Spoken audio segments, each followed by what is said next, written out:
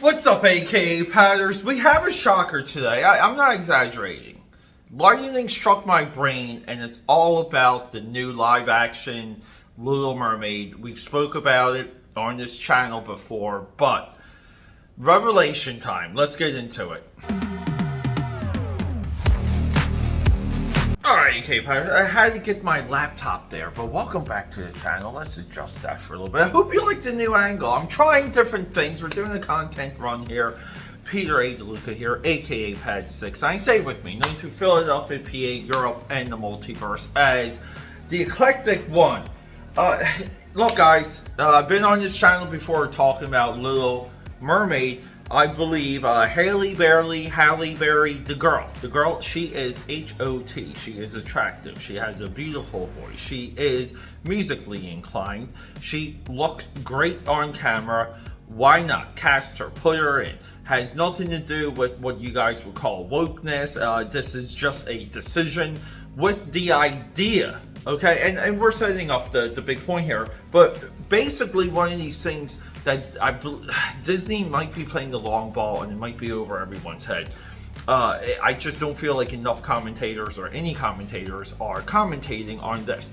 Disney wants you to make a choice. So when you go to Disney Plus, you can choose the live-action Little Mermaid or the TV show, one of the straight-to-DVD sequels, or the original 1989 movie. They want you to make the choice. What the internet has done, and this is very disingenuous, the internet just smashes everything together, and then we have this vocal minority that says there is only one Little Mermaid. Now, that actually still goes for this upcoming Snow White movie. It goes for, again, the maligned Peter Pan remake that came out earlier this year that I absolutely loved. And speaking of loving, people, I like the Little Mermaid.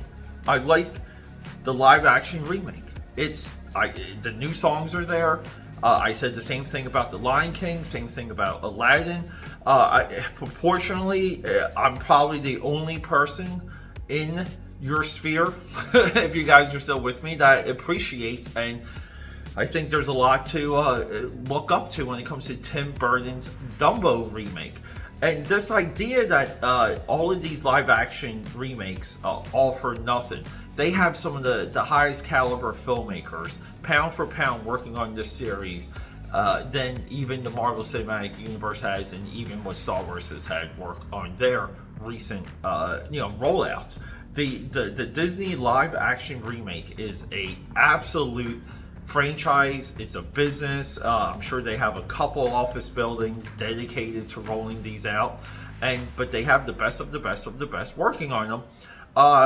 The other big point of this movie, outside of me enjoying it, liking the new songs, enjoying the visuals, loving staring at that attractive woman that they cast as Ariel. With all of that said, the movie does offer something different than the cartoon. We have to admit that. So today, look, we're doing a lot of things here. We're drawing. We're setting up a new Microsoft Surface for some of that computer coloring that I am years behind on at this point. Welcome to my world. But I'm doing a lot of things. So I'm back and forth between running Little Mermaid, listening to it, sitting down and watching particular sequences. And here we go. I just decided, it just popped into my head. Let's look up the 1989 box office. Because I'm thinking it's got to be like 400 to 500 million. It's got to be at least 450 million. If you asked me before I looked it up, I would have said 450. It's 235. I have my laptop right here. It gives me all the answers. So then I looked up the live action Little Mermaid 2023. 565.5 million. And you might be like, well, okay, Pete, money's not the same. Inflation, right? Inflation. Why has the entire internet, the news sites, the news cycle, the commentators, the people who have more subscribers, comments, channels, followers, and and PO boxes than me, and cocaine? They probably got more cocaine. Where are these people with that observation. You know, are you guys following? 565 million, 0.5 million. Can I say again? 569.5 million. In today's money, brought back in time to 1989, is, drum roll, $230 million.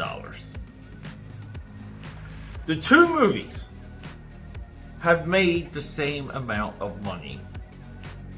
Think about that. Same amount of money. So the get woke, go broke does not apply to Little Mermaid. It does not apply to Disney overall. I've said that about Lightyear. I've said that about Otherworld. You know, the first LGBTQ character that Disney featured. I said about Turning Red. What's happening with Disney now is a economist position. It's a ton of data points, a ton of observations that have to be lined up and explained in a uniform manner. There's no one thing. There's a lot that's happened in this world since 2020. There's a lot that's happened with content and consumer habits. No one discusses consumer habits when they talk about the crash of Disney. I believe they're not even in a crash. I get it. They might be looking for some cash, might be willing to sell some things off, but that's why you hold assets in your personal life. Hold assets and you can sell them when you get in a trouble spot. That is why it's good to own gold and jewelry and a car that has a decent pop resale value and even a house. People, Disney's a business, but they did not go woke and go broke. The audience spoke. If they wanted The Little Mermaid as equally as they did with the original in 1989. Just that thought, really. I just don't understand. No one caught this. AKAPAD here. Subscribe, support, leave a comment. We got a lot coming.